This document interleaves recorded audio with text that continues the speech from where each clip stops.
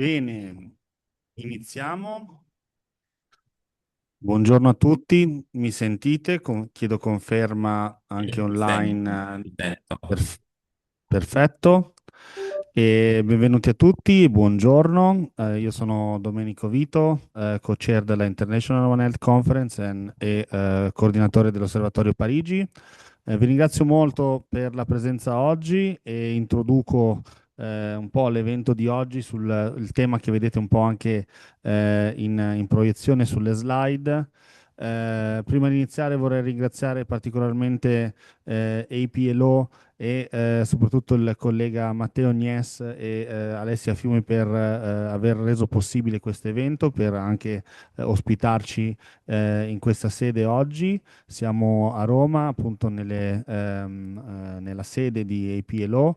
E proprio per questo vorrei dare, prima di iniziare la nostra discussione sul tema del multilateralismo, ecologia integrale, la parola e gli onori di casa al professor Matteo Nies che ci segue da Urbino. Grazie Matteo per ospitarci e grazie anche per essere qui con noi. A te la parola per, come dire, per l'apertura di questo evento che per noi è molto importante anche a seguito dei negoziati intermedi di Bonn.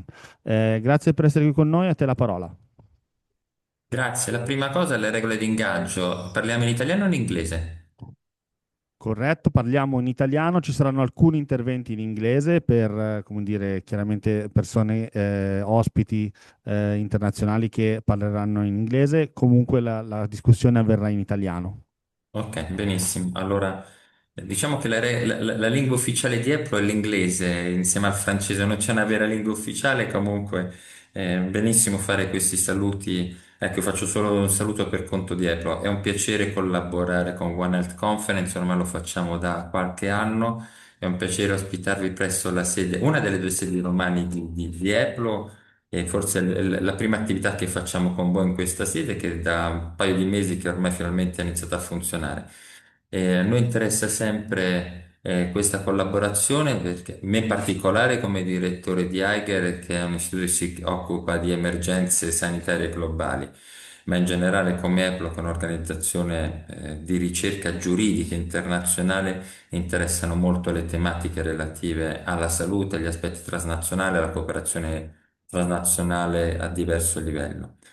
Non voglio rubarvi tempo, quindi io quello che faccio è semplicemente per conto del direttore di Epro, Spiros Flogaitis, da parte mia, augurarvi buon lavoro, dirvi che ci fa piacere organizzare e continuare a organizzare attività insieme, che la nostra casa romana è anche la vostra casa, quindi come abbiamo fatto in passato è un piacere avervi qui.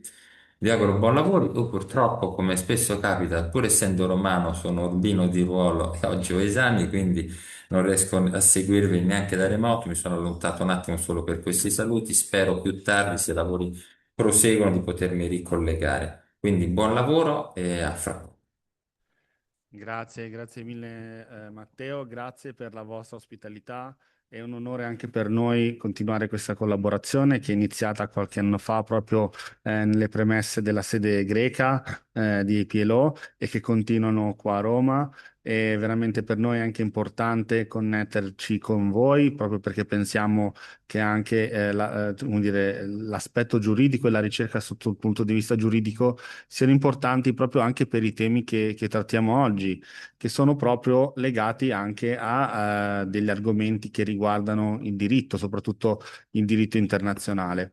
Andrò un po' in questa breve presentazione che sto condividendo a introdurre un po' il tema per lasciare poi ai relatori che mi seguiranno come dire, una trattazione. In realtà questo titolo rappresenta anche una domanda e difatti il sottotitolo è Riflessioni sul futuro della governance internazionale. E allora, ci tengo subito a dire una cosa. Questa slide che vedete riporta alcuni dei risultati di uno dei più grandi, se vogliamo, esperimenti di multilateralismo, che è il multilateralismo climatico, ossia l'Accordo di Parigi. Inizio a dare questi numeri per porre un tema. Sicuramente una delle domande portanti è: ma il multilateralismo serve? Il multilateralismo funziona? Il multilateralismo sta dando qualche risultato. Però ecco, insieme ai numeri che ho fatto vedere prima, che rappresentano praticamente i National Determined Contribution, ossia quei piani che i paesi ogni 5 anni devono presentare in seno all'Accordo di Parigi. Ecco, c'è stato il primo Global Stock Take qualche anno fa, proprio per, come dire, una prima revisione appunto del risultato collettivo di questi piani. Ecco, questi sono un po' i risultati. La curva che faccio vedere adesso è una curva che è stata presentata dal segretariato della Convenzione Quadro sui cambiamenti climatici durante la scorsa COP in Brasile e anche adesso appunto ai negoziati intermedi di Bonn. E cosa ci dice questa curva?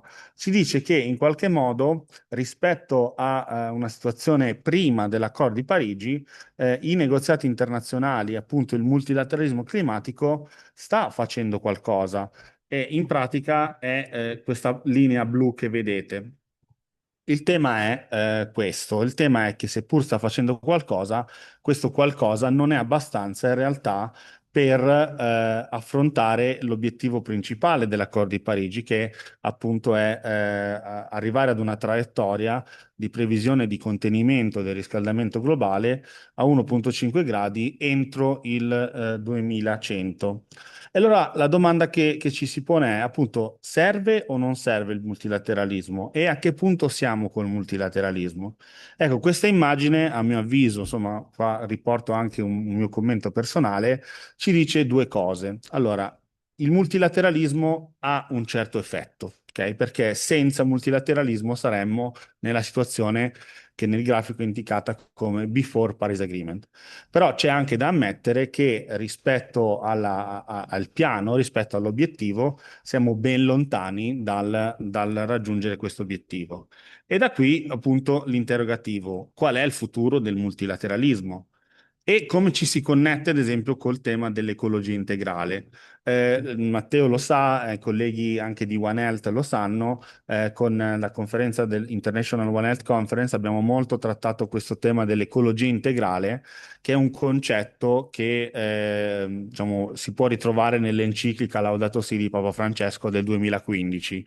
2015, anno in cui appunto si è appunto firmato l'accordo di Parigi, no? Il tema si racchiude sotto un punto di vista anche del One Health in questa frase: se noi prendiamo cura del pianeta, sicuramente il pianeta si prenderà anche cura di noi, cioè avremo dei benefici anche nella cura di questo pianeta. Ma in realtà il concetto di ecologia integrale è un concetto che va anche oltre questa semplice frase, perché rappresenta, proprio come scritto nell'enciclica, un nuovo umanesimo, una nuova concezione della relazione tra uomo e ambiente. Qui alcuni dei principi e dei punti chiave che si connettono nell'enciclica. Appunto, l'idea che le società sono società dentro un ambiente, non al di fuori di un ambiente. L'idea appunto di dedicarsi al principio che anche nell'Agenda 2030 è chiamato Leave No One Behind. La critica al paradigma tecnocratico, appunto, non si può trovare una soluzione solamente con la tecnologia, ma bisogna anche includere la parte, come dire, della comunità. E appunto l'idea di trasmettere e di convertire, appunto, sotto un punto di vista tecnologico, tutto anche il sistema della società moderna. E allora questi punti come si possono connettere al tema del multilateralismo e anche ai problemi del multilateralismo? Abbiamo detto che sebbene, come dire, abbiamo visto questo flesso nella curva, come poi ci potranno dire gli ospiti a seguire, sicuramente il multilateralismo, anche quello climatico e soprattutto quello climatico, non sta godendo di un periodo, come dire, di grande efficienza e soprattutto di grande efficacia. ci sono dei punti aperti. Ecco qui una proposta come dire, di connessione anche con il tema diciamo, dell'ecologia integrale, ad esempio, quei punti chiave, come si possono rileggere sul tema dell'ecologia integrale. Ad esempio, avendo una visione più olistica delle cause-effetto, no? Sicuramente questa visione più olistica e questo nuovo umanesimo che ripensa le società dentro all'ambiente può aiutare anche a trovare soluzioni negoziali che abbiano in qualche modo più coerenza con la realtà dinamica e sistemica delle cose. Il focus appunto sul leave no one behind. Spesso appunto nelle negoziazioni purtroppo ne abbiamo sempre più prova, le negoziazioni diventano una sorta di conflitto tra blocchi, quindi sicuramente blocchi di interesse, eccetera, eccetera, ma ci si scorda poi di qual è l'obiettivo, no? E magari un ritorno al pensare agli ultimi, a chi sono, come dire, i più colpiti, può riportare il discorso non su una situazione di conflitto e quasi di contrattazione, ma piuttosto di uno sforzo comune, no? Il tentativo è stato infatti anche nell'ultima presidenza con l'idea di global multirao, quindi deve essere uno sforzo collettivo, non è uno contro un altro, ok? La critica al paradigma tecnocratico, ecco forse il processo, e qua faccio una domanda, sta diventando ipertecnologizzato o iperburocratico. Come questo si declina poi in soluzioni che devono essere effettuate e implementate anche in condizioni magari in cui è necessario capacity building, è necessario knowledge transfer. Insomma, è questa la via di ipertecnologizzare oppure iperburocratizzare il processo, appunto la critica al paradigma tecnocratico. E poi appunto un focus sulla quella che viene chiamata environmental integrity. È importante che le risoluzioni e le decisioni abbiano poi effettiva coerenza anche con il mondo, se vogliamo dire, fisico, no? Quindi devono avere un'integrità ecologica, quindi una ricaduta effettiva diciamo, sulla realtà. Ecco, questi sono un po' i punti che, diciamo, come moderatore della sessione pongo alla discussione anche dei prossimi relatori. La prossima relatrice è Talia Bauer, che è Senior Policy Officer per il governo austriaco, nonché focal point per l'Action for Climate Empowerment, che è uno degli elementi dell'accordo di Parigi e che riguarda proprio anche il tema del capacity building. Quindi lascio a lei la parola per l'introduzione con la sua keynote, per poi avere un tavolo di dibattito anche con gli altri relatori. Grazie Taglie per essere qui con noi e ti lascio la parola.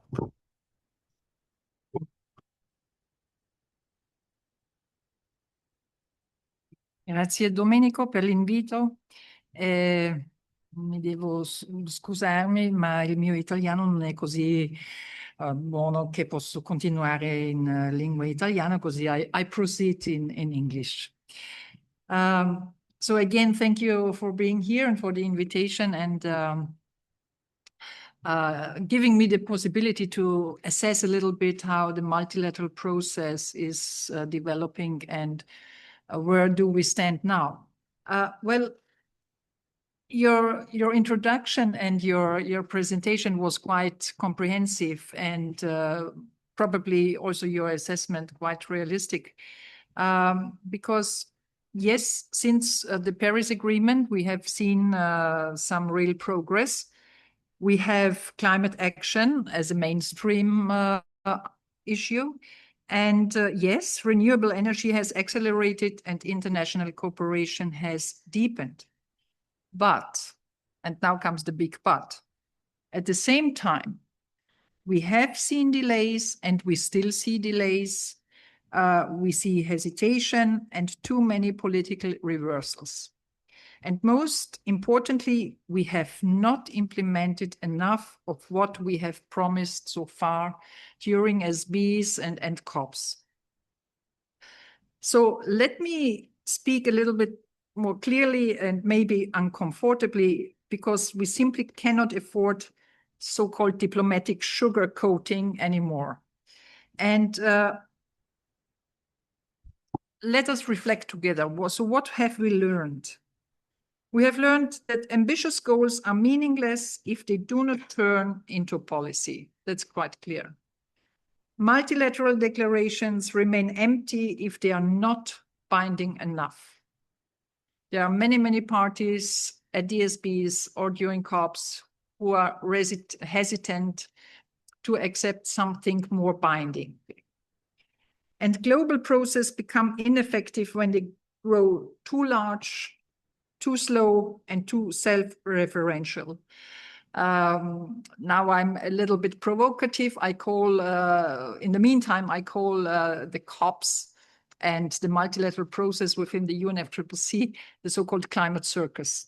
I hope that colleagues and friends will forgive me for that provocative words, but I feel it like that probably. And if we have a look at the outcomes of Belém, so it made probably painfully clear there were positive steps, there were important signals, but there were also profound disappointments. So let me name them. In Belém, I mean, the UNFCCC process is fundamental and irreplaceable. But today, the process is also overinflated, complex, as you have said, technocratic, more or less, and at the time, more symbolic than operational. They try to be more operational, and they call also the process now, it's the implementing time of the process. But nevertheless, at the same time, we see longer texts, larger delegations, more side events, more public relations, and increasingly fewer binding decisions. So something doesn't match. It's good that it is probably, let's say, a possibility for NGOs and observers to present themselves. But nevertheless, the bigger the process is, the less we get binding decisions, because there is no time to negotiate appropriately, and there is also a certain mainstream more to have symbolic outcomes than real outcomes that are bringing the combatment against climate change a little bit forward. So COPs have become globally fairs, media stages, and diplomatic rituals, because frankly spoken, my colleague and friend, Dr. Jana, she knows it also very well. The most important thing for a politician who appears within such a multilateral process on stage, he wants to have a good, in Italian, say, fare una buona figura. Okay, so he wants to present himself in a very good light, and that the policy of the respective country is bringing the issue forward. Anyway, multilateralism is valuable, but multilateral non-bindingness is futile. So we do not need to abolish the UNFCCC process, but we need to streamline it, refocus it, and strengthen its binding character. 1 week ago, the SBs, so the so-called these meetings during a year before COP at Bonn. 1 week ago, the SBs finished, and there is a positive signal by the Secretariat of the UNFCCC to change a little bit the structure and also to streamline the agenda, because they have already noticed that we are more or less a little bit stuck, probably. And a second issue, what I would like to put on the table is that a major issue within the climate this. I'm very happy. One Health conference is probably an initiative or idea probably to get out of this silo thinking and to have a holistic approach. What we need, we need it definitely, because climate policy is too often treated as environmental policy or a technical question or a moral imperative or a threat to competitiveness. But climate policy touches everything. First of all, energy security, employment, industry, social stability, public health, geopolitical stability, agriculture and food systems, innovation and digitalization, and finally, national security. I assume your Prime Minister, Madame Meloni, she also, some days ago, she also mentioned climate in connection with national security, if I remember well. So we cannot design sustainable strategies if we disconnect climate from political, social, and economic realities. And we cannot expect public support when people feel overwhelmed or treated as an afterthought. Nevertheless, for example, today when I came to Rome, the taxi driver, he was overwhelmed by the heat, and we had a little bit of small talk. So he understands that this heat, what this wonderful city is facing for days now, is not really something that has been usual, or to be regarded as something, a phenomenon that's usual. And people already understand that there is a climate change and there is the need to react properly. And therefore, a perfect empty glass of ideal goals will not help us. We need a half-full glass of realistic, deliverable measures. Because, for example, if I may also mention a little bit the observers and the NGOs who were very engaged during these SPs in Bonn, they had a wishing list, what they want to see being implemented. But whenever I had a discussion with them, I told them, please, be realistic. Ask for that what we have already on the table, and urge parties, urge countries, urge the authorities, decision makers to implement that what we have already decided. And in parallel, you can develop your ideas, you can develop your visions, but if you come up only with something that it's probably not possible being implemented because of political reason on the spot, forget it. Brutally said, forget it. It's better to have that what we have already decided. So, I mean, there is no need to convince you here in the room or on video call, our colleagues and friends. I mean, you colleagues, friends who are listening to my assessment, you are already convinced, but we need to convince people on the street. We need to convince civil society. We need to go out and make outreach that and remind people, see the heat waves, the droughts, the heavy rains. So all these signs of climate change and impacts of climate change, and be engaged in your community, in your region, in your country regarding taking measures in combating this challenge of the climate change. So let me close with a sentence that if we want climate policy to work in the real world, we must think across sectors like health conference, tie finance to results and anchor decisions in society itself. These are not dreams. These are not wishing list to St. Nicholas. They are feasible steps.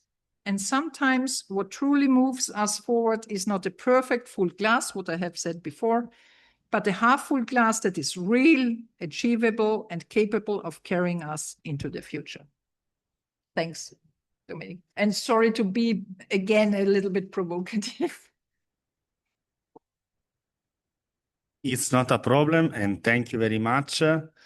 Talie, grazie ancora. Prima insomma di lasciare la parola ai prossimi relatori, in realtà volevo anche un po' intrattenere una discussione con te. Tu hai toccato due punti secondo me molto importanti, anche il tema della sicurezza, perché spesso, come dire, ce lo dimentichiamo anche un po'. Non ci può essere, come dire, multilateralismo climatico se non c'è una base in cui la sicurezza internazionale è garantita, ma allo stesso modo la sicurezza in qualche modo influisce sul tema climatico e quindi magari questo può essere anche un tema da affrontare appunto con questo approccio, come dicevi tu, olistico, per cui ragionare un po' in silo può essere a volte magari dannoso, però allo stesso tempo è importante anche riconoscere questa cosa, che il multilateralismo è ancora uno spazio dove si può discutere, dove diversi paesi comunque discutono insieme.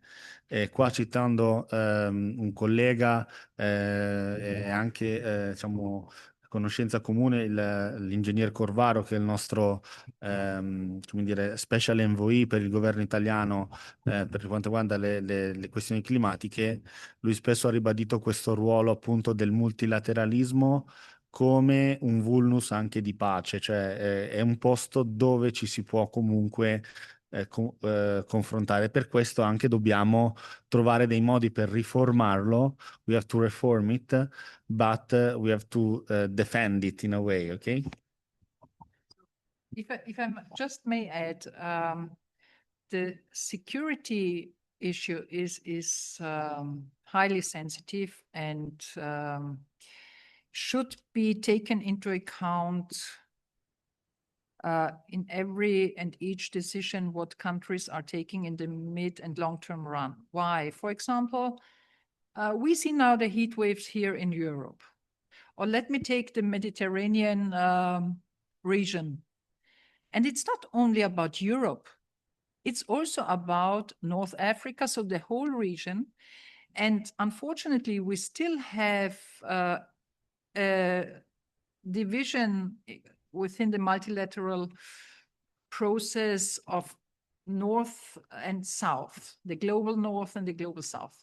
But we cannot continue regarding the issue of climate change from this aspect. Because, for example, the Mediterranean region, no matter whether it's North Africa or it's Italy or it's Greece, Europe, it's one region. So they are affected by the climate change, all of them.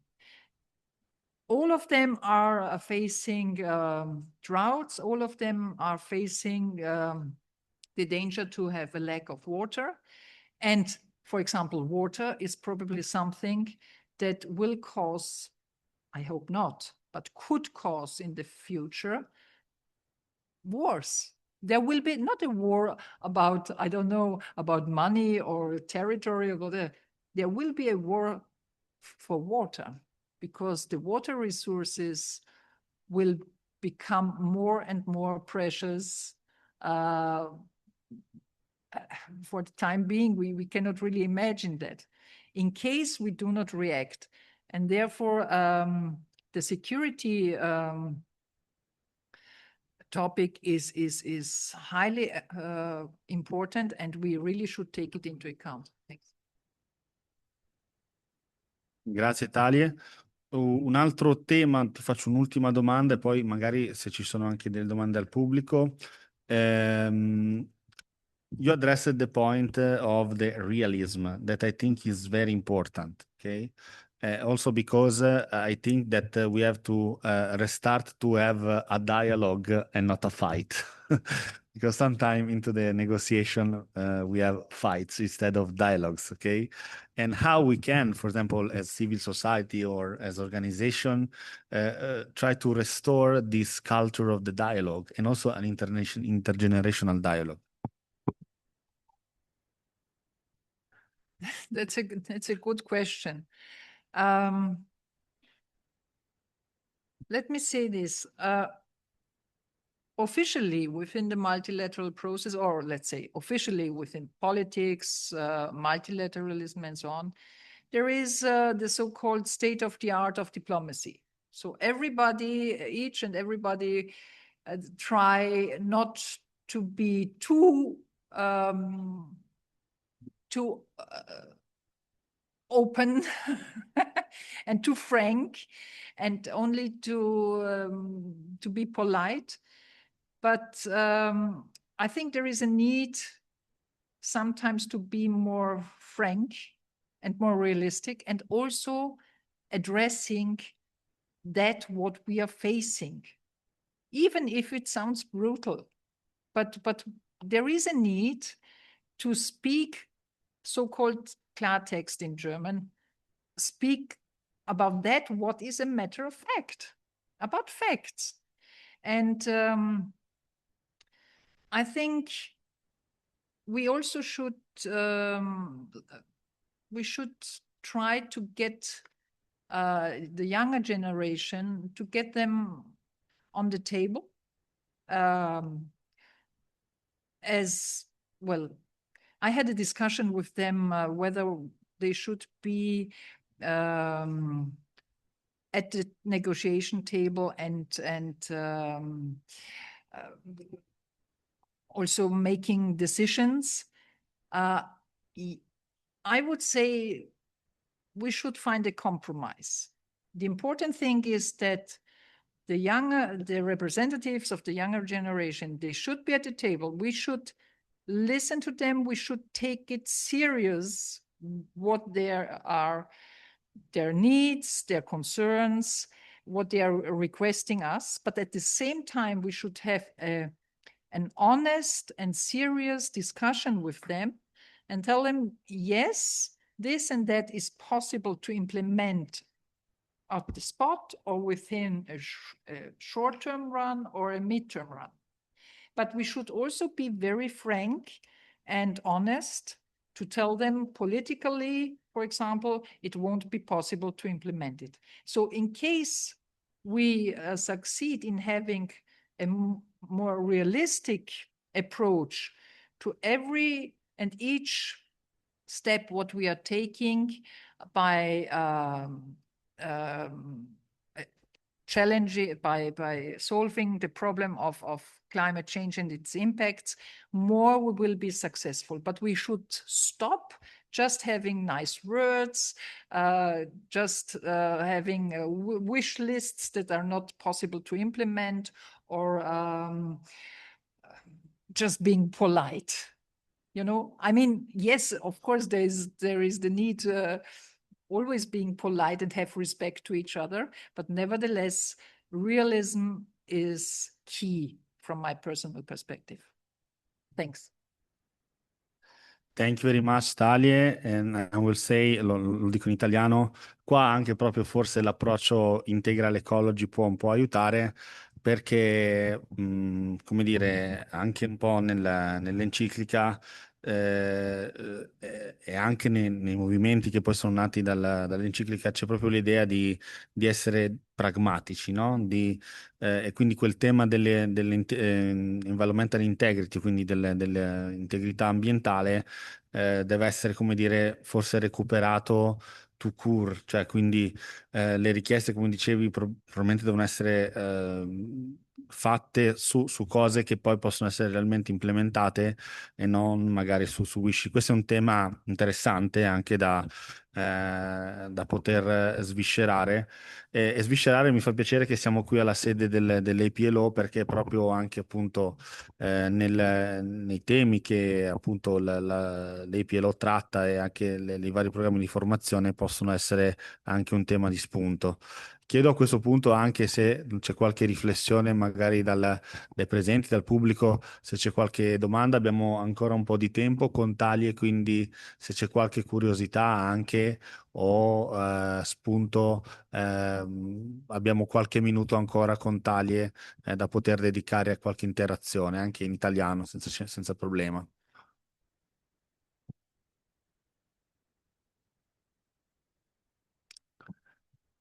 Ok, se ce ne sono, se no lasceremo comunque anche dopo magari una discussione e una parte al dibattito. Andrei appunto adesso ad aprire quella che sarà un po' una tavola rotonda con alcuni ospiti online che probabilmente dovremo un po' aspettare perché siamo in anticipo sull'agenda, però con piacere inizierei con la prima degli ospiti che è Roberta Ianna, la dottoressa Roberta Ianna, che è Senior Official per il Ministero dell'Ambiente e della Sicurezza Energetica e anche ACE Focal Point per l'Italia in questo caso. Quindi Roberta, con te magari appunto continuiamo un po' questa discussione. Il tema della tavola rotonda è il multilateralismo sotto pressione, no? Quindi quali sono le opportunità, cioè le sfide, ma anche le opportunità che si possono intravedere anche dalla tua esperienza. Grazie Roberta per essere qui con noi, a te la parola. Grazie mille Domenico.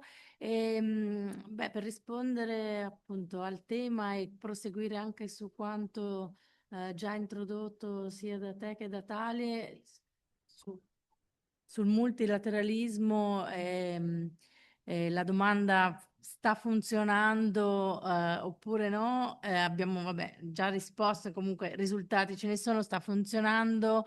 Quello che appunto nonostante insomma gli ultimi colpi anche ricevuti insomma dall'evoluzione così della storia insomma geopolitica del mondo e l'uscita per esempio degli Stati Uniti dall'accordo di Parigi, ma diversamente dall'altra volta anche dalla Convenzione quadro sui cambiamenti climatici. In realtà, appunto, continua a funzionare come processo e continua ad essere molto lento. Ecco, funziona, ma la verità è che è molto lento, per questo sotto pressione ci deve essere, nel senso l'attenzione deve rimanere alta soprattutto da tutti gli stakeholder, la società civile, per far sì che continui e possibilmente anche in maniera più veloce. È nato il processo UNFCCC che appunto, come diceva già Talia, è comunque un processo che rimane fondamentale e da cui insomma non avrebbe senso deviare. Nasce come processo esclusivamente rivolto e dedicato ai governi per avere un dialogo sul tema dei cambiamenti climatici. Negli anni è cambiato moltissimo, appunto, come, come diceva Talie, che adesso lo chiama Circus, in effetti è talmente, diciamo, esploso nel senso di aumentato di dimensioni e di sfaccettature che ne è aumentata intanto la complessità e anche appunto insomma la dispersione degli argomenti in tanti casi. In gran parte il processo, le decisioni che siamo insomma chiamati a discutere durante i momenti negoziali dell'anno, per la maggior parte forse sono rivolte e riguardano il processo stesso. Quindi come appunto diceva già Taglie, ci sarebbe necessità di focalizzare di più su quelle che sono le reali decisioni che poi hanno un impatto all'esterno e realmente servono alla causa dei cambiamenti climatici. Rimane vero però che appunto questo alla fine rimane l'unico modo di avanzare, quindi comunque con tutti i paesi al tavolo e non solo, con le constituency, con la città, con la società civile, con tutti gli stakeholder. È comunque un processo appunto in evoluzione e che sta evolvendo anche nella direzione giusta in questo senso. L'Action Agenda è un processo che è partito nel 2014 addirittura, se ne parla tanto adesso con la COP30, con la ristrutturazione diciamo che ha fatto di questo processo parallelo al negoziato alla presidenza brasiliana, però appunto era un processo nato nel 2014 col nome di Lima Paris Action Agenda, perché voleva, in vista di Parigi, ovvero della COP che avrebbe poi adottato l'accordo di Parigi, portare diciamo on board nel processo settore privato e tutta una serie di stakeholder, città, settore industriale, filoni relativi appunto agli oceani, al settore energetico, perché appunto concentrassero gli sforzi e si raccogliessero anche i loro contributi in quello che poi deve essere diciamo, il conteggio finale per il raggiungimento degli obiettivi dell'accordo di Parigi. E, appunto, partito nel 2014, si è un po' perso per strada nel frattempo. Chiaramente non è facile a livello globale riunire per settori, cioè individuare dei settori, organizzarli, seguirne i progressi in termini di riduzione delle emissioni, ma non solo, anche in riferimento appunto a quelli che sono gli altri obiettivi dell'accordo di Parigi. Con la presidenza della COP30 ha ripreso molta importanza e molta ne sta dando anche la presidenza turca, tanto che è praticamente la priorità per la presidenza turca seguire la parte di Action Agenda, mentre la parte negoziale verrà seguita dalla presidenza australiana. Quindi rimane un processo appunto molto complesso e molto articolato, dove però sempre di più a livello di appunto inclusione tutti gli attori interessati e coinvolti nel problema del cambiamento climatico vengono in qualche modo inclusi e coinvolti. Certo, appunto, poi in questi, come diceva anche già Talie, la causa dei giovani, i bambini, adesso in realtà anche a Bonn la settimana scorsa UNICEF ha organizzato una tavola rotonda sull'impatto sproporzionato che i cambiamenti climatici hanno in particolare sui bambini, che è una cosa assolutamente vera da considerare e su cui lavorare. Ecco, non credo, cioè su quello su cui poi non ci troviamo d'accordo come negoziatori, ma anche come governi, è proprio il portare allora i bambini alle COP a parlarne, perché non è questo il modo, cioè sicuramente sono e saranno sempre di più coinvolti, impattati dal cambiamento climatico, è però nostro dovere lavorare per proteggerli da questo. È molto difficile pensare che possano i bambini stessi, venendo alle riunioni e partecipando al dibattito internazionale, contribuire a risolverlo. Non credo glielo si possa proprio chiedere, per quanto invece ci siano anche dei bambini incredibili che vengono invitati alle COP, che hanno 11 anni, 12 anni e sono in gambissima, bravissimi, parlano davanti a un pubblico enorme. Sono comunque cioè, dei casi rari e in ogni caso appunto dovrebbero avere tutto il diritto di giocare, di andare a scuola e di non dover pensare ai problemi che li aspetteranno in futuro e che già sono presenti. Quindi ecco, il multilateralismo funziona, è molto lento, sta comunque organizzandosi, appunto, ci sono già le constituency che partecipano al processo e numerosi altri gruppi, iniziative, priorità, appunto, quella degli impatti sulla salute è sicuramente un filone emerso ormai già dagli ultimi anni che si sta consolidando sempre di più, così come anche la tematica degli oceani, che prima era marginale, poi con dei dialoghi sugli oceani, insomma, è stata inclusa comunque nel processo, non è un tema negoziale, non vengono negoziate decisioni su questo, anche perché si assume che in realtà negoziato, quello che i governi discutono a livello di negoziato sugli oceani avviene nell'ambito di altri dialoghi internazionali e consessi internazionali, come ad esempio la Convenzione sulla biodiversità. Però ecco, il tema è il tempo, cercare di accelerare non perdendo di vista l'obiettivo per troppo appunto dispersione di nuovi obiettivi. Io in particolare seguo il negoziato per quello che riguarda capacity building e ACE, infatti siamo sia io che Italia ACE Focal Point per i nostri rispettivi paesi, e il problema è appunto al di fuori dell'ambito del negoziato nessuno sa cosa vuol dire ACE, che sta per Action for Climate Empowerment, e che è appunto quel filone negoziale, perché è comunque un filone negoziale che riguarda la sensibilizzazione della società civile, l'educazione, il training, l'accesso del pubblico alle informazioni e la partecipazione pubblica. Quindi diciamo è nostro dovere nei rispettivi paesi promuovere queste tematiche. A livello internazionale si sta discutendo, è iniziata proprio a Bonn quest'anno la discussione sulla revisione di medio periodo del piano di lavoro di Glasgow, che era stato adottato appunto a Glasgow nel 2021, quindi con la definizione di un piano d'azione ACE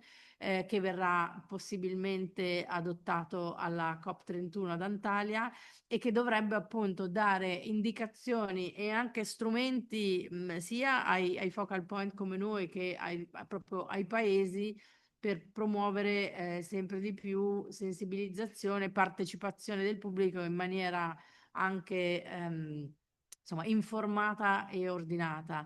Ehm, quindi a proposito appunto è un processo diciamo aperto, non i singoli individui ma le organizzazioni che sono observer, ma anche quelle esterne al processo UNFCCC possono diciamo a distanza partecipare, nel senso che anche chi non ha gli accrediti per partecipare alle riunioni può inviare submission, ovvero contributi scritti al segretariato, vengono tutti poi pubblicati sul portale. Adesso a Bonn, per proseguire il lavoro su questo nuovo piano d'azione ACE, è stato deciso che appunto da qui a ottobre si potranno mandare nuovi contributi scritti per appunto aiutare un piano di lavoro che sia il più efficace possibile, e che non è per niente una cosa facile, perché deve essere un piano di lavoro per tutti i paesi del mondo, quindi con tutte le differenze che ci sono in tutti i paesi del mondo, quindi non si può dare, diciamo, mandati specifici, assumendo che tutti hanno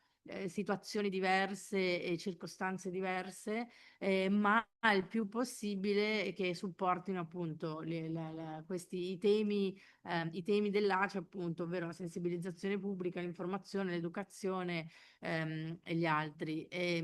Cosa che appunto noi non vediamo l'ora che, eh, che avvenga appunto l'adozione di questo nuovo piano di azione, che possa avere il più possibile indicazioni chiare ed efficaci per i paesi, perché molto spesso appunto a livello molto pratico ed essendo le tematiche coperte dall'ACE coperte da più ministeri o da più competenze, finisce per non essere così, insomma, efficace neanche l'azione dei focal point, perché non c'è in questo senso, insomma, un coordinamento interno ancora sufficiente.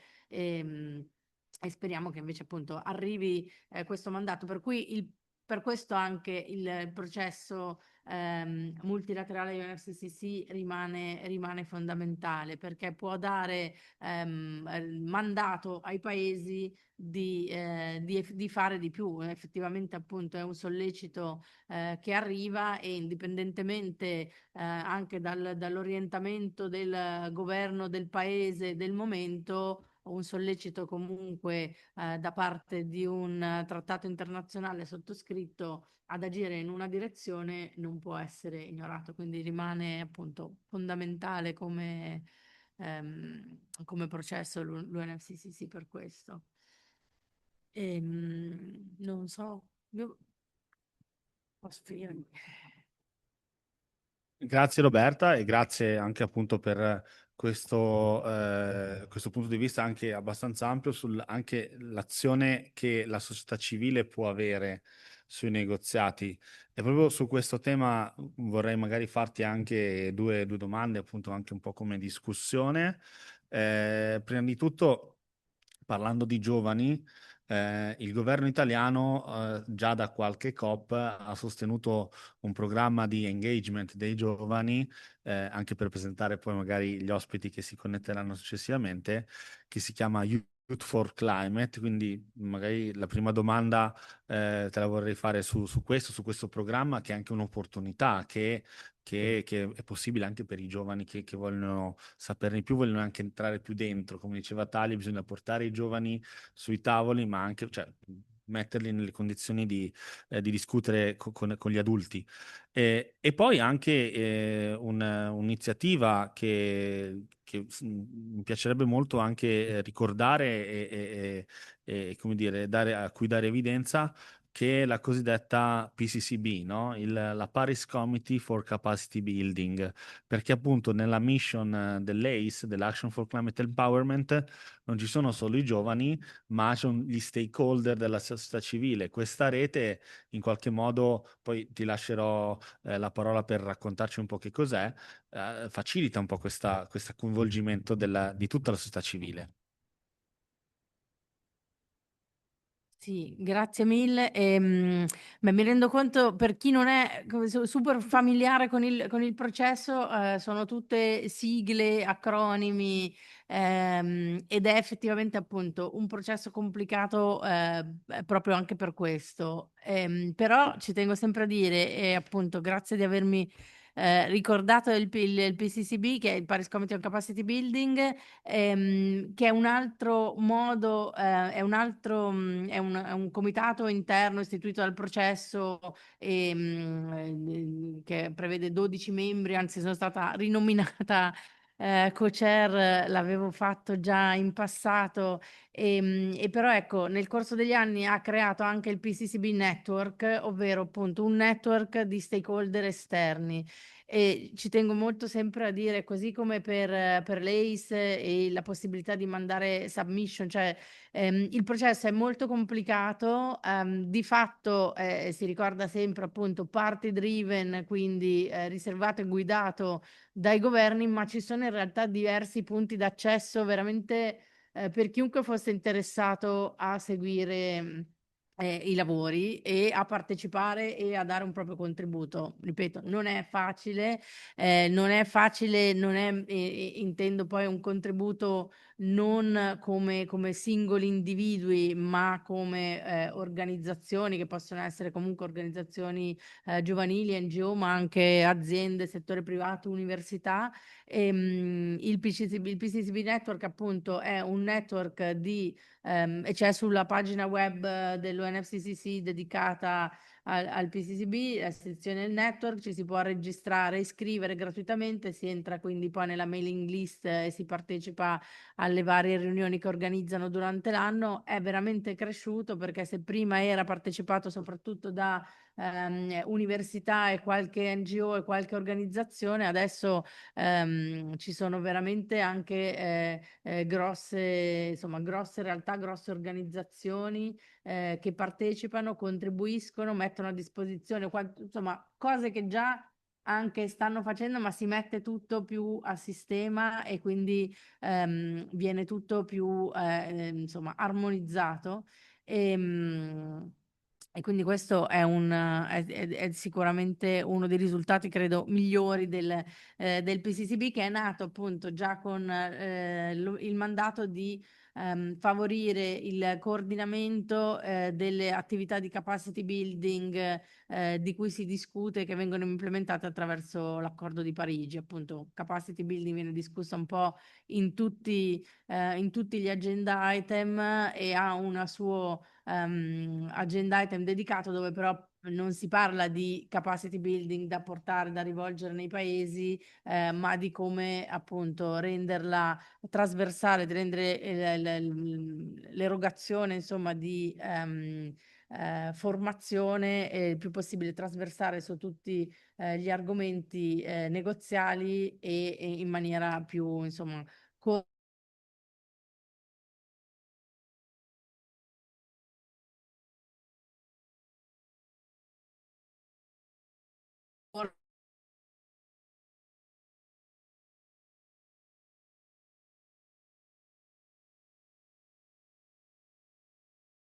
giovani da tutto il mondo, e che si è trasformata poi in un'iniziativa permanente. Prevede in realtà purtroppo per ora ancora finanziamenti solo a ragazzi provenienti da paesi in via di sviluppo che presentano proposte progettuali e appunto passata una selezione accedono a un finanziamento di 30.000 euro per progetto, 30.000 dollari per progetto. E ogni anno ne vengono premiati 50. Al Ministero stiamo continuando a lavorare per portare anche insomma, estendere anche all'Italia la partecipazione di giovani italiani, quantomeno insomma, al processo, all'iniziativa, che nello specifico, per quanto riguarda poi i paesi in via di sviluppo, è implementata per conto del Ministero dalle Nazioni Unite, dall'UNDP, il programma delle Nazioni Unite per lo sviluppo, mentre a livello italiano per ora abbiamo istituito un tavolo di dialogo con le organizzazioni giovanili presso il Consiglio Nazionale dei Giovani.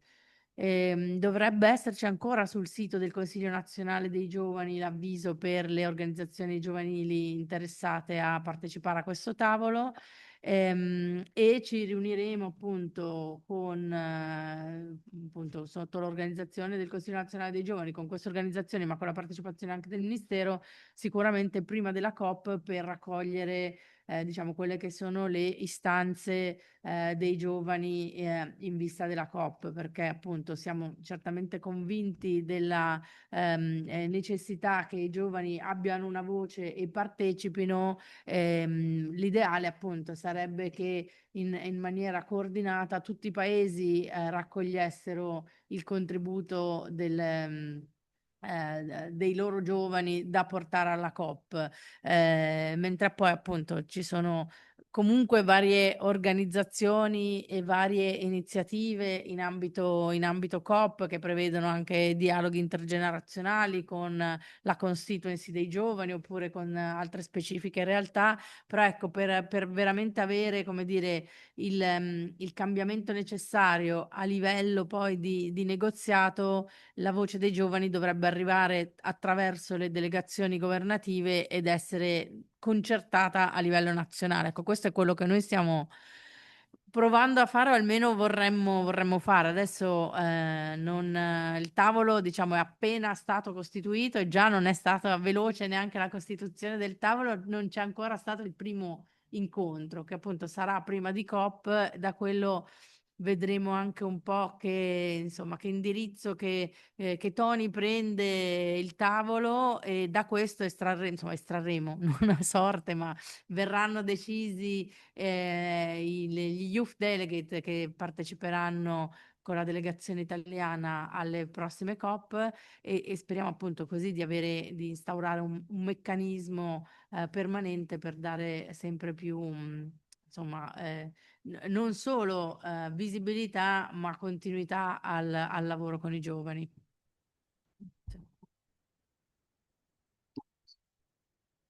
Grazie, grazie Roberta, e grazie insomma per ricordarci anche queste possibilità di coinvolgimento del processo che sono fondamentali e che spesso non sono conosciute, quindi veramente grazie per essere qui con noi e anche per riportarle. Ricordo anche, tu hai citato il meccanismo degli input, che è un meccanismo che sta sempre più venendo utilizzato anche dal segretariato. Adesso so che per esempio c'è aperta, e come Osservatorio Parigi parteciperemo una call sulla Mission 1.5, sul Belém Plan Mission 1.5, per ribadire il ruolo appunto dell'obiettivo dell'accordo di Parigi, quindi è una call aperta a organizzazioni anche internazionali che vogliono in qualche modo dare il loro contributo verso questo percorso.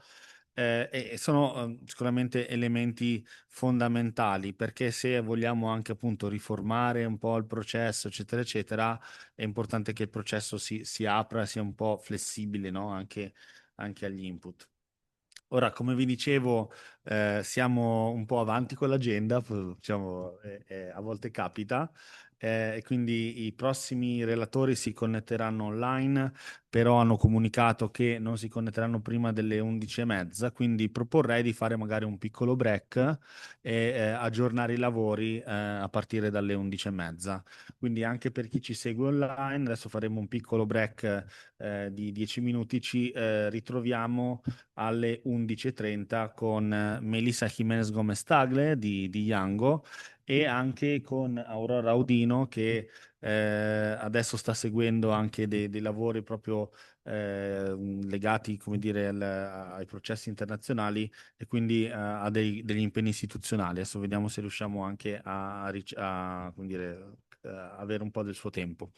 Detto ciò, appunto, facciamo un piccolo break e grazie insomma per chi ci ha seguito finora. Ci ritroviamo alle 11:30.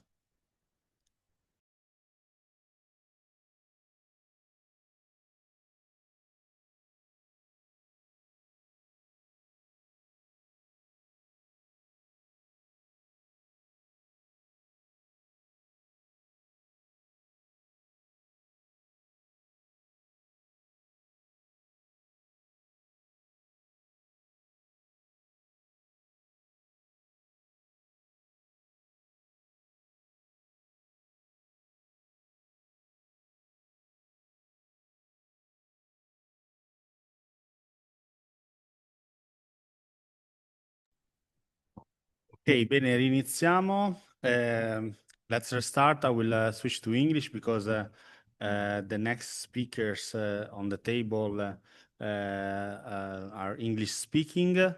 Also, there will be also some space for question and discussion at the end.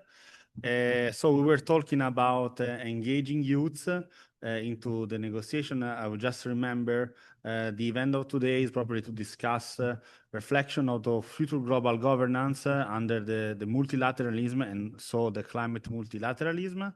And we have with us a representative of the youth constituency. Roberta was talking about that, and also Talia was talking about that. Young people are part of the process of the negotiation, and Yango is the constituency of youth. And we have with us Melissa Jimenez Gomez Tagle, that is a researcher, but also a member of Yango. And I want to give the floor to her also for her reflection on how, for example, we can in which direction also we can reform or change something into negotiation, what are the challenges, what are the opportunities, and so on. So thank you, Melissa. I know that you have been into the last intersessionals, so as Talia was mentioning, the intermediate negotiation that every year are preceding the COPs, okay? And during this period, I want to mention, Melissa also coordinated as a temporary focal point the constituency. So say another job also to coordinate all the constituencies of the youth. And probably for that, let's give her the floor for her reflection and thoughts. Thank you, Melissa, for being with us. Thank you, Domenico, for the invitation, and thank you all for being here to listen, to share experiences and share knowledge. I also would like to thank Talia, that is by you, because hi Talia, because she was very kind to have a meeting with us, with the youth, to actually promote what our ideas are, to be straightforward to what we really want, what we are demanding to the delegations, to the countries, and to the world from the youth perspective. And it was a very enjoyable evening in the garden back there at the Bonn Center of the conference center. And I would like to start this short intervention with an idea that a very, very wise man, I must say, and I'm very thankful and very grateful that I can call him my friend. He told me, Melissa, the youth needs to stop focusing on the process and doing it just on the message. You need to focus more on the message, on getting the message to people.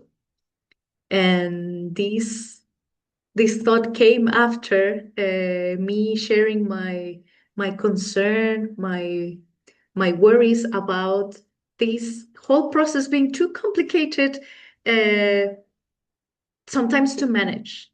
I have been in Yongo for the last 6 years, since 2019 at the Conference of the Parties in Madrid. I was able to join the constituency. And because of Corona, it was even more difficult to share ideas, to keep on working on climate action. One can say that climate action stopped during COVID, but I do not agree with that. We found ways. We as youth found ways to keep on working on it. Probably we did not deliver a document telling our advances, our achievements during that time. But we kept on with climate action, with small workshops that we did online, just sharing our ideas, sharing our worries. We even started some projects that were in the cloud, and we started to put them in a document, in a shared document online that later on was able to be delivered, for example, in the next COP in Glasgow, or in the next meetings with the perspective of One Health. One Health, very interesting. Aren't we all One Health? Isn't the planet One Health? I mean, I can recall that during the years of 2020, 2021, didn't a pandemic stop everything? Didn't a pandemic completely modify the way we related to each other? The way we spoke to people, related to them? We couldn't do it anymore as we used to. We even lost, we lost people, we lost family. So a health problem modified everything. So without health, without a healthy planet, we cannot have healthy people. Therefore, we need to organize all together under this statement, under the argument of health. Maria Neira, who was responsible for the WHO Environmental and Health Department, had told us that the argument of health is the best way you can go to governments, to research institutions, or to decision makers for solutions, to create programs that can improve the health of the planet and therefore the health of the people, but not just health, but also the way we relate to each other, the way we manage our resources, the way we correlate together with, for example, the economy, that it's very important apparently, but then we saw that without health, we cannot have an economy. What I want to bring here is that the argument of health can be the best way that you can communicate the message that we need to accelerate climate action. We cannot stand just waiting for governments or for other organizations to do it. We have to act all together. We are one health and one planet, and therefore we need to join forces. I am really grateful and very honored that these kind of forces can be shown in these meetings, in the meetings that my colleague Domenico organizes, for example. It is very rewarding and fulfilling to know that the climate action is still on, that we are maybe a few, but we are all spread in the planet. So we need to also accelerate that action.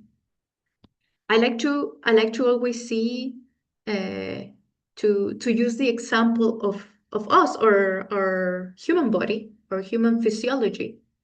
It could be translated also in the physiology and the functions of planet Earth, because planet Earth is the biggest organism, the biggest living organism that is here, with systems, with organs, let's call them planets, with cells. It could be us.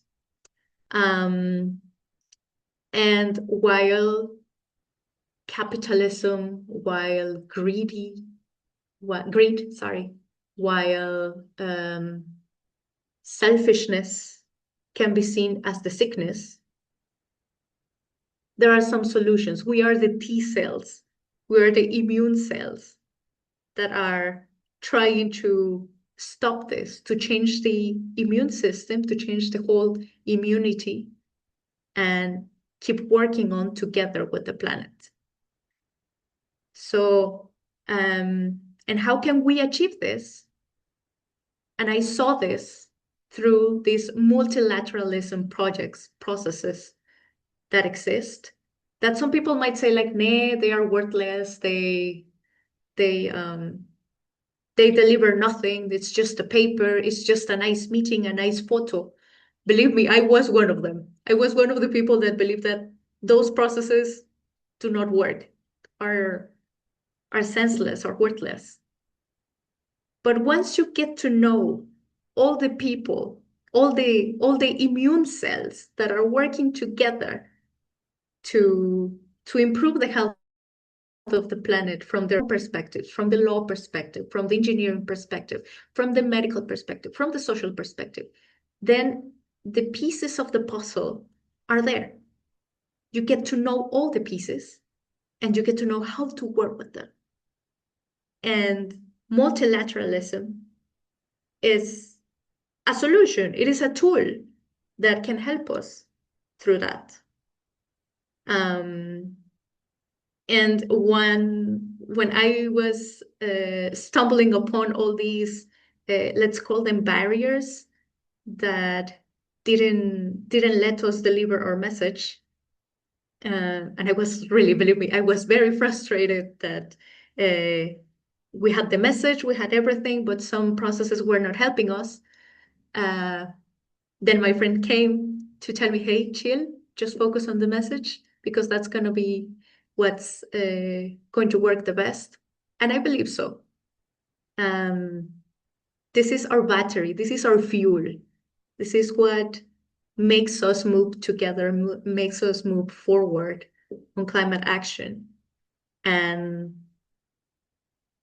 thanks to this will, to this energy that the youth had, we were able to speak, for example, to Talie as a youth organization.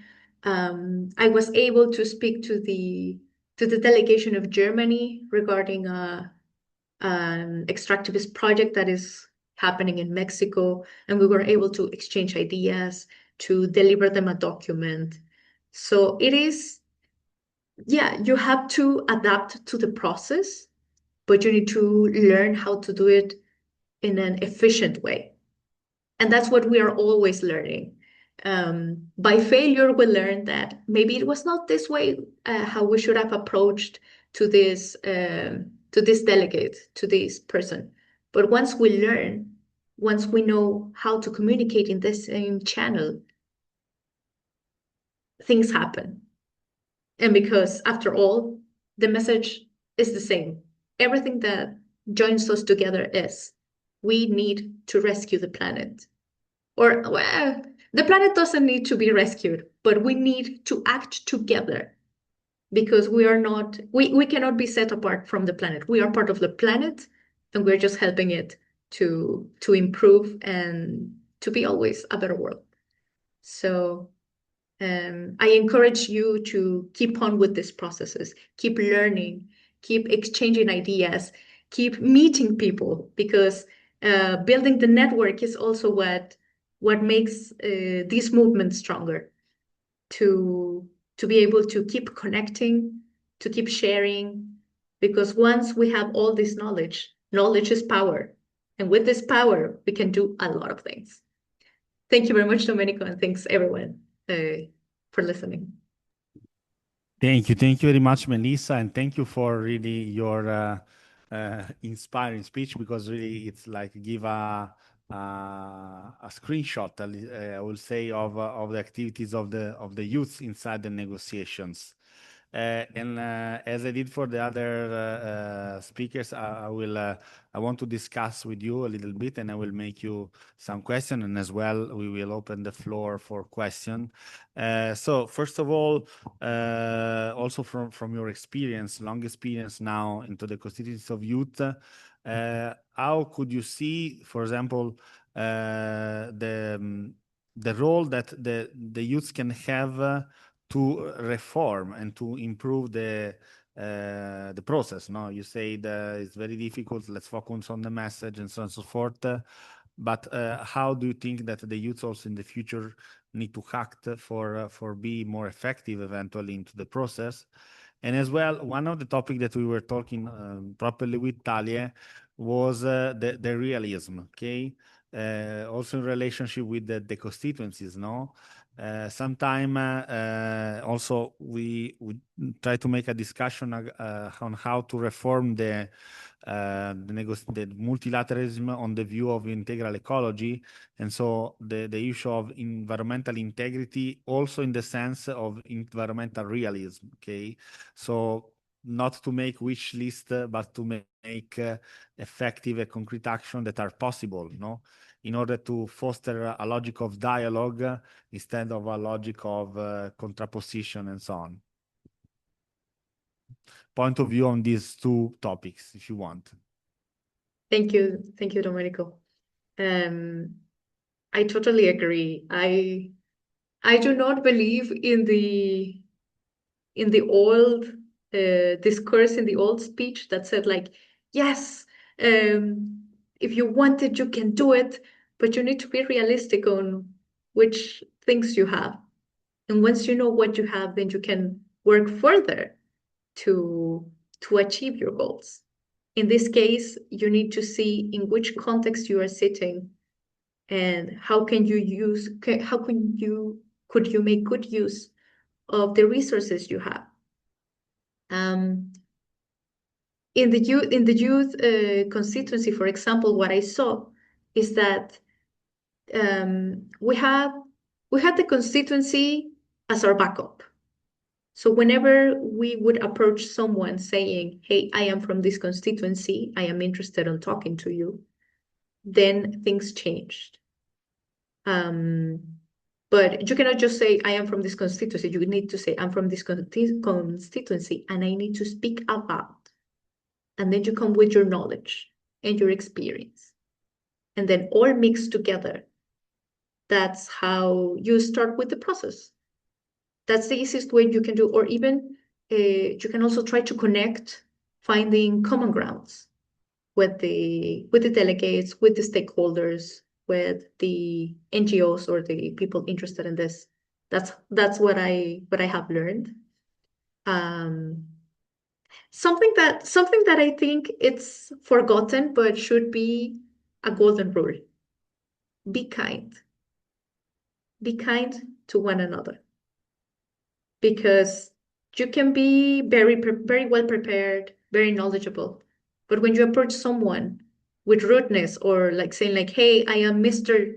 whatever, I am CEO of whatever, like bringing yourself from a higher, wanting to be from a higher level, then like the cooperation does not really make sense. We are humans. We need to approach each other with kindness. We need to approach each other with gentleness, politeness.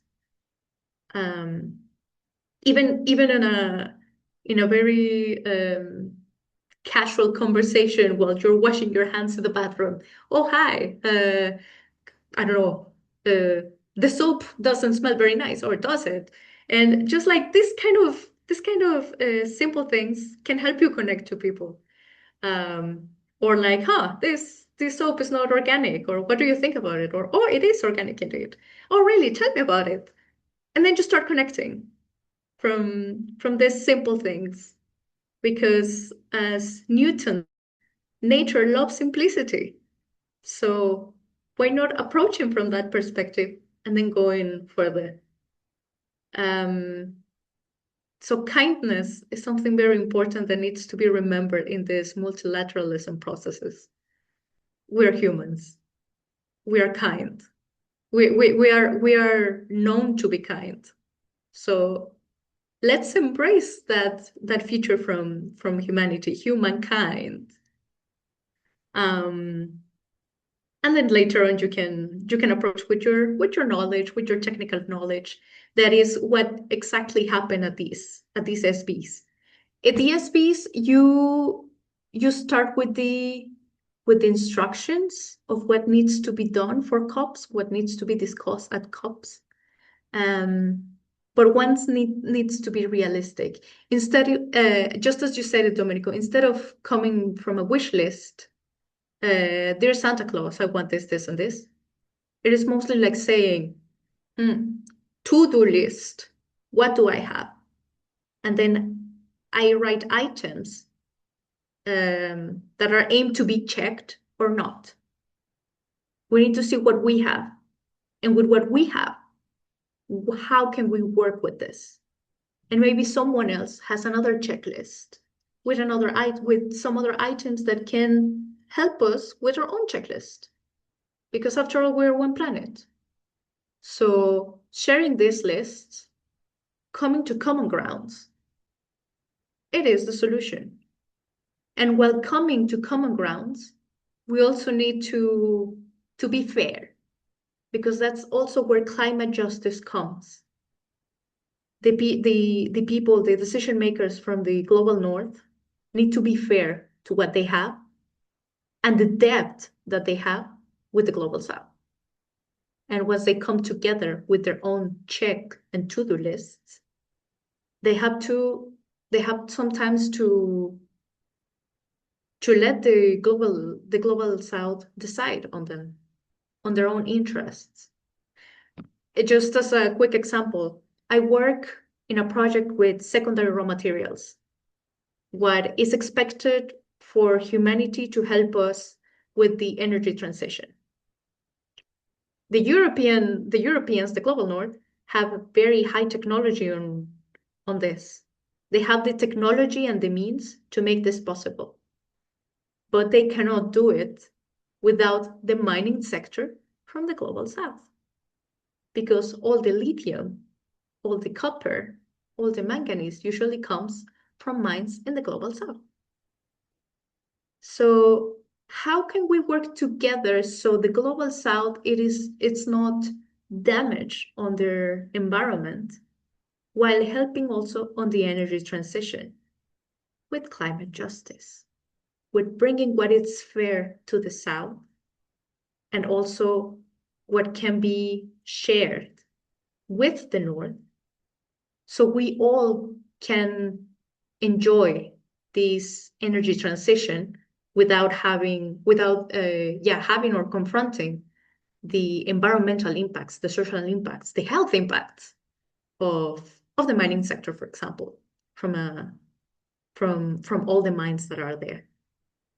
We need to work together. We need to share knowledge, but we need to focus on the well-being and on climate justice. I hope I answered the question. I addressed the question. Yes, thank you very much, Melissa. Yes, thank you. Now let's open the discussion also to the question of the attendees. If there are questions for all the speakers, so eventually, if somebody wants to intervene to ask something to Melissa, to Talie, or to Roberta, feel free also online. I saw that there are some colleagues that are connected online. If you have a reflection, point of views, comments, or questions, do not hesitate to interact into this space. So, yes, there's a question from Talia. Hi, Melissa.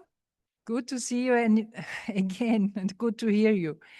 By the way, congrats. I can mostly subscribe everything what you said. Not everything, but many things.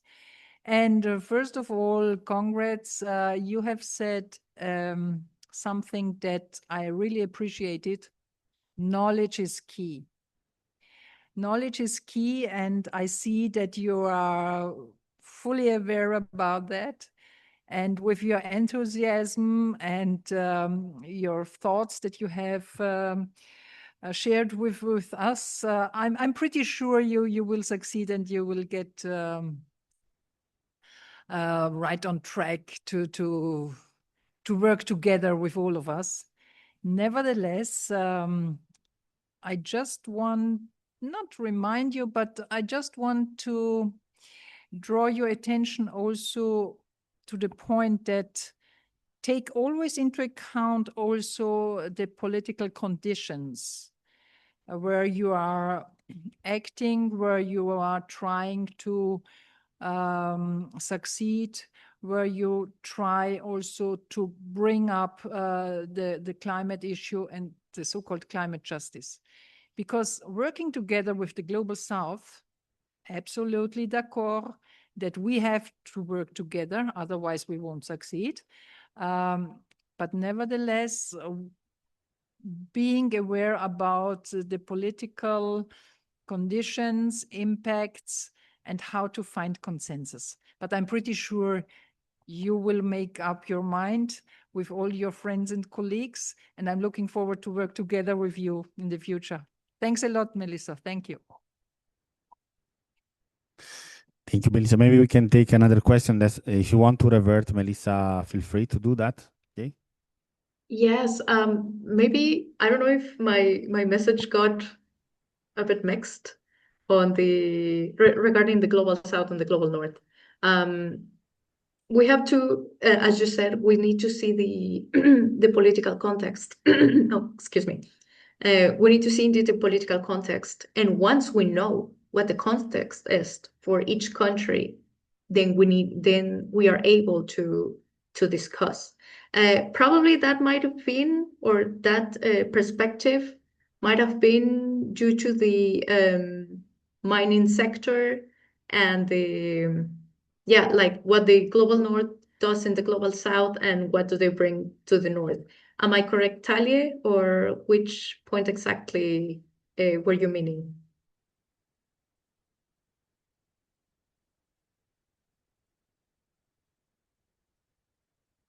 I cannot hear you. Was referred to you. I don't know if you want to revert to Melissa or. I know. I mean, I'm let's just have a wondering. discussion. No, she was saying that she agree with a lot of the things you said, but also that there is the need of the awareness of the political context in both on the global north and in the global south. That was the. Oh yeah, totally, Okay. totally. That cannot be ignored at all. If I express the message wrong, I want to reaffirm it that no, we need to know the context of all the nations, like from the global north, from the global south, all of them. We need to be knowledgeable. We need to use that knowledge or get the knowledge from these different contexts. Because once we know the contexts, then we can know how to proceed with them. Yes, indeed. I do agree with that. And regarding, for example, with the energy transition, what I was saying, and that is regarding to the extractivism project that is going on in Mexico with a company from Germany and from Switzerland.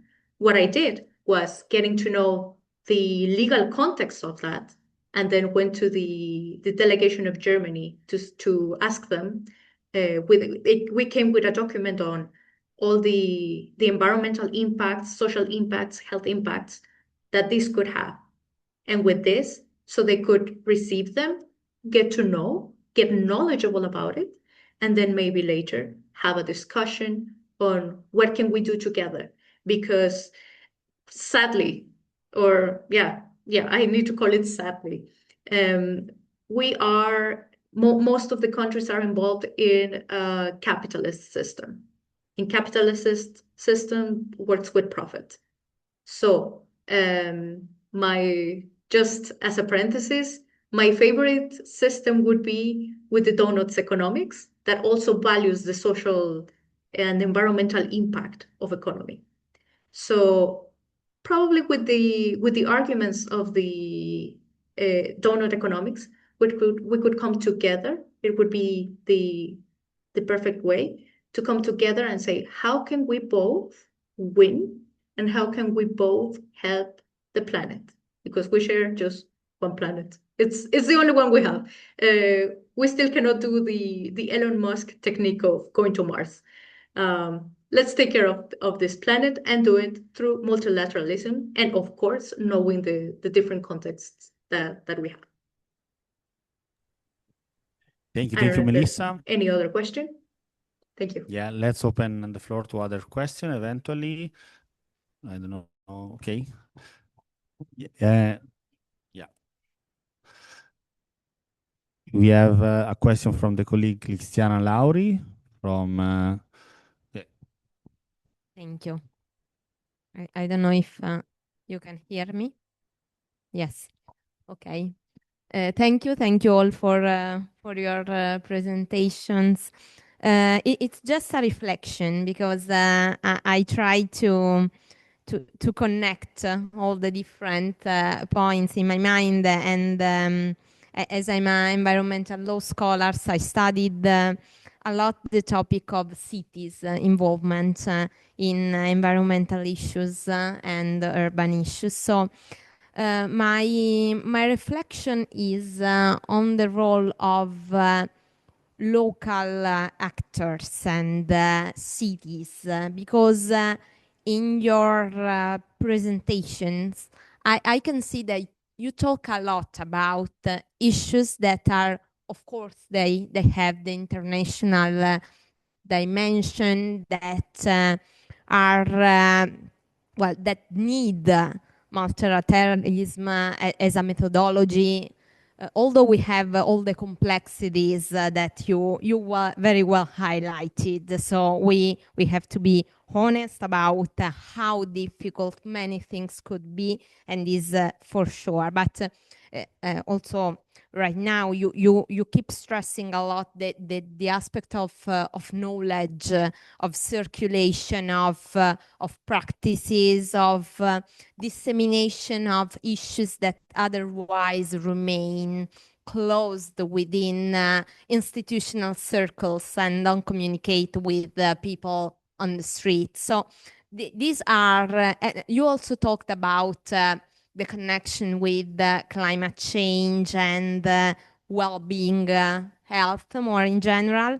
And last but not least, but this was over the coffee break, we talked about the need to try to find a balance between how much to open the debate and how much to keep it linked to the strict focus that we have. So just to close on this and to leave you the floor for maybe make another very quick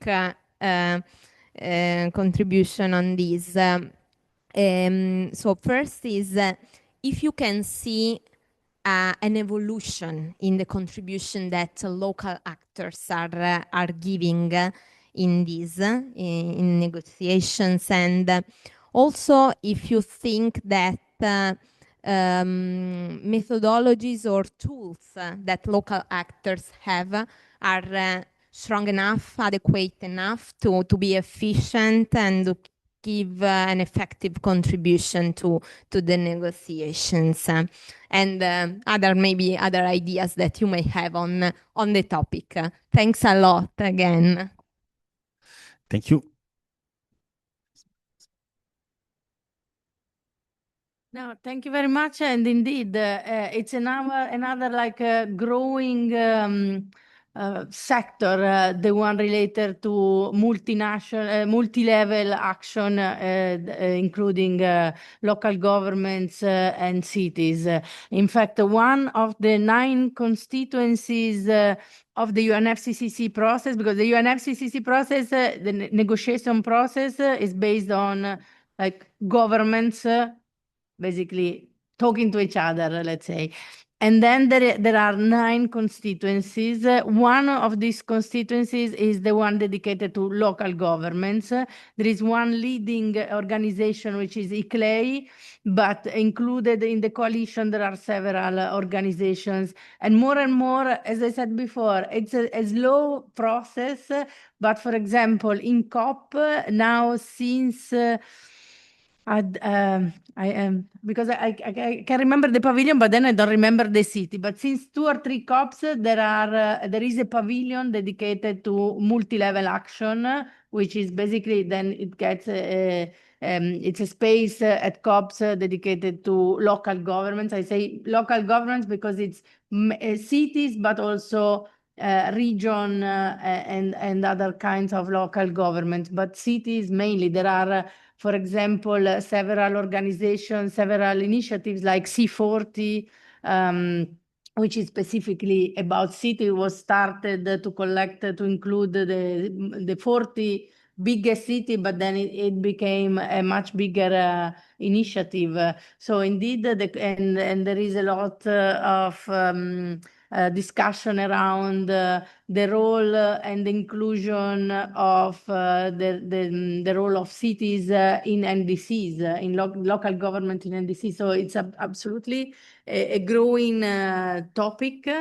Again, what is less evident and easy is the way to connect the UNFCCC governmental process with these specific topics. But as I said, through the action agenda, through ACE, for example, in the previous action plan, actually, there was already a mention to the multi-level action, meaning what can be the role of cities in participating to the UNFCCC process. So again, it's an evolving process, but it's happening, and it's more and more actual, actually, the participation of cities into the events and negotiations.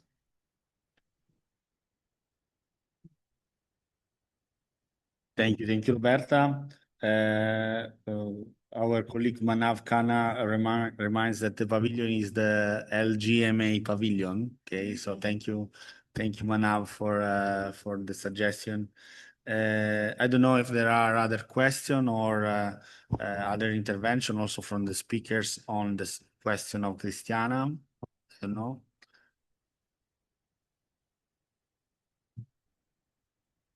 Okay. If not, if there are no other question or interaction, I will maybe go to the conclusion of the event. First of all, thanking our speakers for their presence and their contribution that has been very valuable for the discussion. I will remind that this event has been recorded, and also we're gonna share for the participant and also for the registered the recording of the event, also to APLO. Thanks once again to APLO for hosting us.